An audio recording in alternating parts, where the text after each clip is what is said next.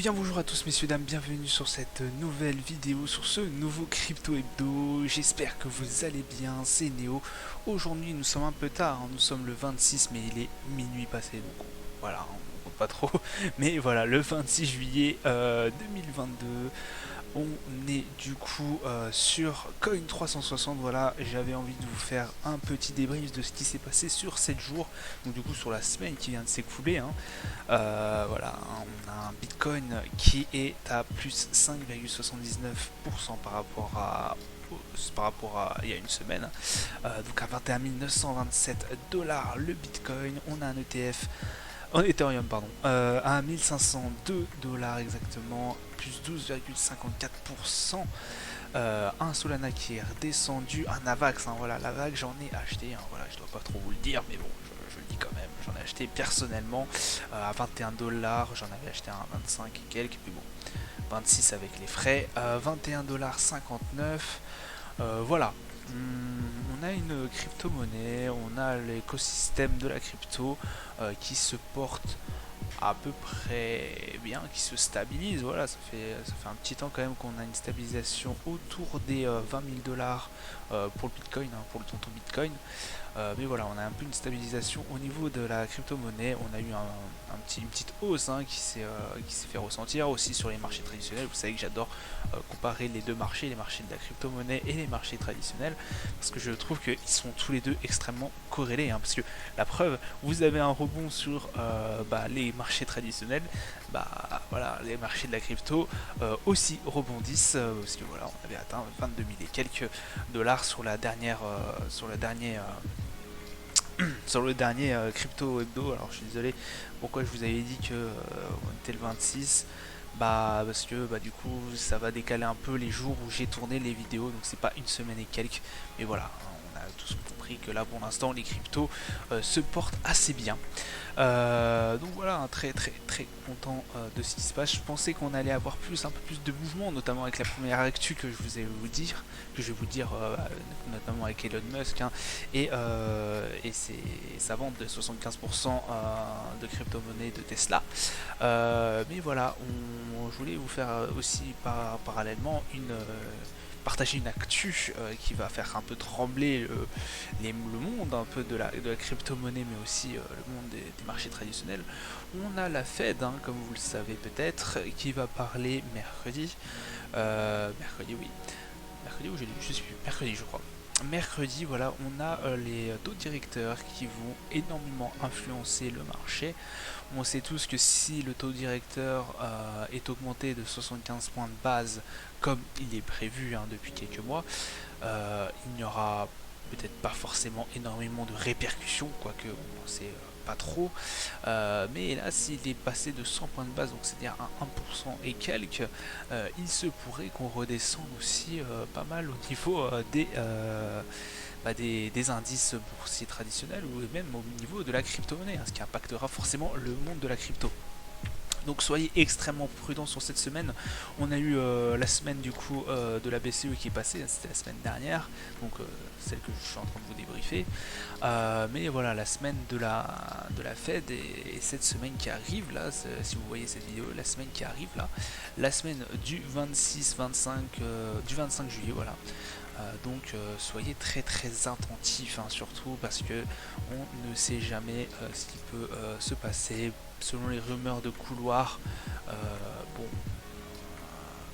il y aurait pas forcément besoin de s'alerter d'une augmentation de 100%, de 100 points de base, mais on ne sait jamais, hein, on ne sait jamais. Cette inflation, voilà, on a les chiffres de l'inflation qui sont tombés il y a de cela 2 semaines. Au niveau des US, ce n'était pas très très bon. Donc est-ce que la Fed tentera le coup de faire passer 100 points de base au lieu de 75? On ne le sait jamais. Voilà. Bon, pour moi, il n'y a pas forcément raison de s'inquiéter, mais ne jamais vendre la peau d'ours avant de l'avoir tué. Voilà. Donc n'oubliez pas, n'investissez que ce que vous êtes capable de perdre. Bien évidemment, on vous le dit assez souvent, peut-être pas sur ma chaîne, mais sur les autres chaînes. Je sais que vous vous renseignez surtout sur d'autres chaînes, mais voilà, n'hésitez pas à vous informer aussi ailleurs, hein. Je ne fais pas que de la crypto, je fais aussi d'autres marchés, hein, notamment celui de marché traditionnel, mais voilà, d'autres chaînes aussi débriefent et c'est assez intéressant de regarder. Voilà, on ferme la parenthèse, soyez prudents du coup sur cette semaine qui va arriver. Première actu que je voulais vous faire partager, voilà, c'était Elon Musk. Alors Elon Musk, effectivement, qui a vendu 75% de ses bitcoins. Tesla, pardon, a vendu 75% de ses bitcoins. Donc beaucoup voilà, étaient un peu était un peu scotché parce que là on parle de milliards, hein, près d'un milliard de dollars du coup qui aurait été vendu 1 milliard pardon, de bitcoin, de valeur de bitcoin vendu. Voilà, on parle de 75% de ses avoirs. Voilà, on a eu une petite panique à mon avis à ce moment-là. Pourquoi Musk a voulu se débarrasser de ses bitcoins? Est-ce que c'est parce que il pensait que c'était voilà, c'était que le marché de la crypto ne valait plus rien? Bah peut-être pas, effectivement, selon ses raisons. Il y a notamment dû au Covid en Chine. Effectivement, vous n'êtes pas sans savoir que la Chine a pas mal confiné, avec notamment notamment Shanghai, voilà, qui a été une ville très très impactée. Vous savez que la politique chinoise liée au Covid n'est pas la même qu'en Europe. Ou en tout cas vous le découvrez. Voilà, là-bas ils sont capables de confiner une ville entière pour quelques cas de Covid. Et puis ça pose énormément de soucis, puisque une ville entière confinée, bien évidemment, c'est de la production, c'est une production qui ne marche pas.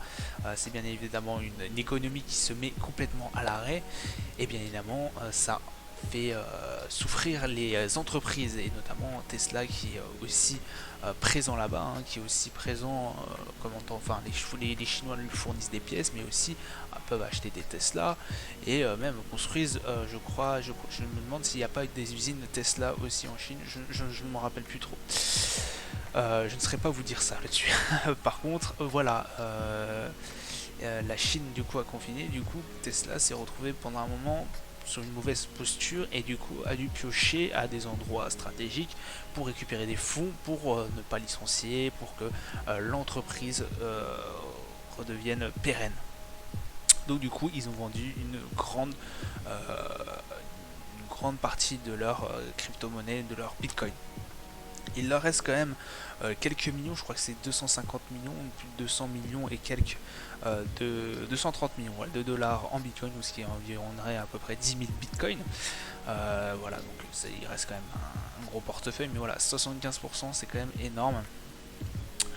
On a eu aussi, bah voilà, notamment beaucoup de choses, comme quoi Elon Musk reprochait, pourquoi aussi Elon Musk a voulu partager, enfin pas partager, mais ralentir son portefeuille, enfin même supprimer une grande partie de son portefeuille en crypto-monnaie. C'est que pour lui, voilà, ce Bitcoin ne méritait finalement pas d'être proposé comme moyen de paiement, parce qu'effectivement Bitcoin pendant un certain moment a été proposé comme moyen de paiement pour acheter des Tesla, mais celui-ci, Elon Musk a rétropédalé sur cette question-là, effectivement, puisque pour lui ce n'était pas assez assez écologique. Voilà, on sait bien que Tesla prône l'écologie, voilà, des batteries, plus de pollution, bien que on le sait tous maintenant, les batteries polluent indirectement, hein, vous êtes bien obligé de les recycler, et elles sont pas forcément très recyclables au niveau de Tesla. Donc voilà, c'est assez compliqué, ça posait un peu de soucis quand cette nouvelle est parue, parce qu'ils avaient fait ça vraiment en soum soum, hein, je crois. Elon Musk avait pas vraiment trop envie d'en parler, qu'il s'était délesté 75% de ses crypto, de ses bitcoins de Tesla. Donc voilà, bon, il a dû donner une raison. Donc voilà, et puis on a le Dodge, hein, le Dodge qu'il adore, du coup il en a quand même conservé.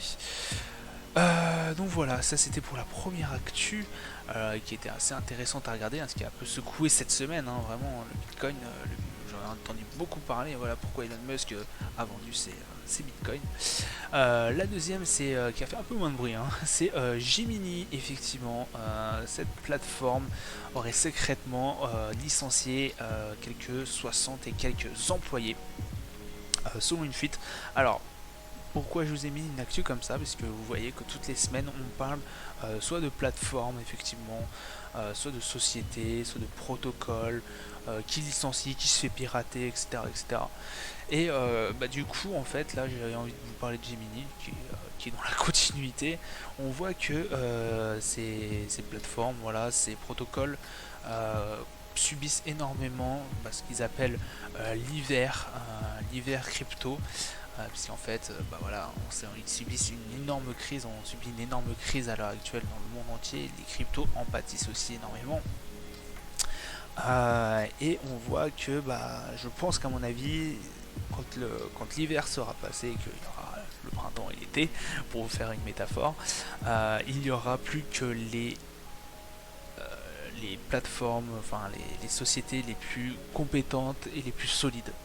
Voilà, là on est en train de faire le tri, on est en train de dégager tout ce qui va pas, toutes les cryptos qui sont mauvaises pour l'écosystème, toutes les sociétés qui ont des problèmes de financement, des problèmes au niveau de leur blockchain, etc., etc. Et voilà, et ça fait le ménage. Voilà, on fait le ménage.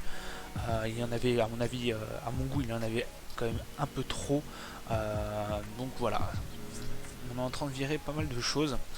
Et on voit aussi que forcément, même les plus grosses plateformes, même les plus grosses sociétés en pâtissent énormément. Gemini, qui du coup a déclaré que 68 employés auraient été licenciés. Alors ils auraient fait ça en soum soum parce que bien évidemment, quand vous annoncez que vous licenciez des personnes dans votre société, bah ça fait mauvaise tâche, ça fait en pâtir notamment les crypto-monnaies, ça fait en pâtir votre token, etc., etc. Et donc, bah, forcément, ça donne une mauvaise image. Ça veut dire que il y a des problèmes en interne, des problèmes de trésorerie ou même de management. Et du coup, bah, forcément, votre société prend tarif au niveau des actions, même des actionnaires, au niveau d'un peu partout, au niveau des commentaires et autres.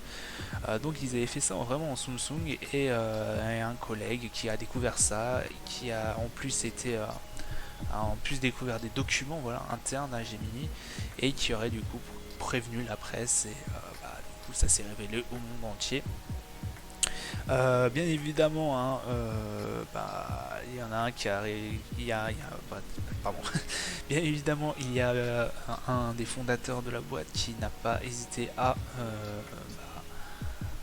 réagir là-dessus, hein, que voilà, qu'il y a un membre de son équipe qui a une bonne idée de publier un extrait de notre plan opérationnel.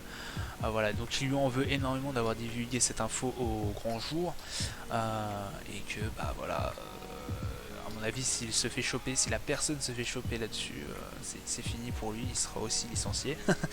Voilà, on sent qu'il est pas du tout à l'aise avec ce fait qu'il ait renvoyé secrètement 68 personnes. Alors selon les dires, ça serait vraiment parce qu'ils manqueraient de liquidité. Voilà, d'une extrême coût, d'une réduction d'extrême coût. Donc bon, c'était une petite actu qui me semblait intéressante de le dire.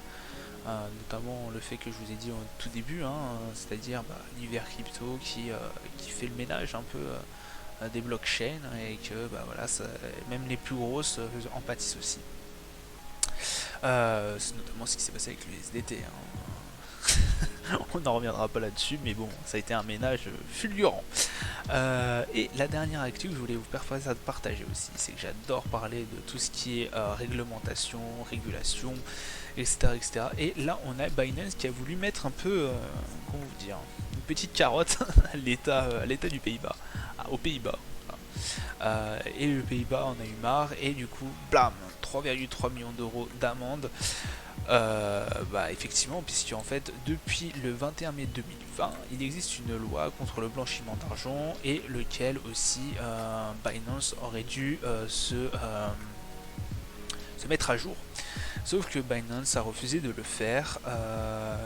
Et du coup, il ne s'est pas enregistré auprès de cette DNB, c'est-à-dire la Die Nederlandsche Bank, voilà, bon, la banque néerlandaise, comme vous l'avez bien compris.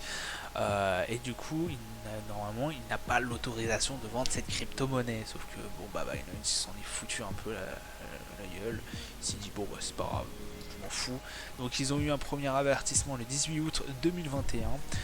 Ils n'ont pas prêté attention. Et du coup, là, voilà. 3,3 millions de dollars. Alors ça a été calculé sur les faits réglés, sur les règles établies par la DNB, qui varie entre l'amende varie pardon. Le critère d'amende varie entre 0 et 4 millions de dollars, et donc eux ils ont pris 3,3 millions dans la figure. Voilà, ça crée un petit conflit entre Binance et DNB, surtout qu'en fait la clientèle néerlandaise, selon la DNB, est assez importante sur la plateforme des crypto-monnaies. Mais le souci c'est que Binance a aussi évité certaines taxes. Et du coup toujours aussi à profiter en fait de cet écosystème pratiquement gratuitement, et ça la DNB ne peut pas laisser passer. Pourquoi Binance aurait le droit alors que d'autres se mettent en règle pour éviter justement de prendre une lourde sanction. Du coup voilà, il a été obligé de frapper un grand coup et de mettre cette amende qui est assez astronomique enfin en tout cas pour vision, enfin pour une personne simple, oui, c'est astronomique. Donc voilà, obligé d'arrondir les angles, pardon. Donc ensuite, on verra dans les journées à venir la suite des événements. Du coup, voilà, je pense que Binance va être obligé de payer l'amende et en même temps de se mettre en règle. Voilà, c'était tout pour moi pour cette hebdo crypto. N'oubliez surtout pas que mercredi, la Fed parle, les marchés peuvent être fortement impactés ou pas d'ailleurs, parce qu'on a beaucoup d'investisseurs aussi qui sont partis en vacances. Donc n'oubliez pas, soyez très attentifs, ne perdez, ne jouez que ce que l'argent. Voilà, vous savez le dicton, j'ai plus besoin de vous le répéter. Ne jouez que l'argent que vous êtes prêt à perdre, ne jouez, enfin, placer que l'argent que vous êtes prêt à perdre. Voilà, je dis souvent jouer, mais j'aime pas ce mot là, je le dis tout le temps, mais c'est bête, mais c'est placé. Voilà, je vous souhaite une bonne et agréable semaine sur les mondes des cryptos. N'hésitez pas à rejoindre aussi mes vidéos, regardez une vidéo sur le format des traditionnels, c'est assez intéressant quand même. Ce qui se passe sur le monde traditionnel, je l'en fais tous les jours, pas sur la crypto parce que j'ai pas le temps et j'ai pas une connexion non plus au début. Voilà. Fin de la parenthèse, je vous dis à plus tard, ciao ciao.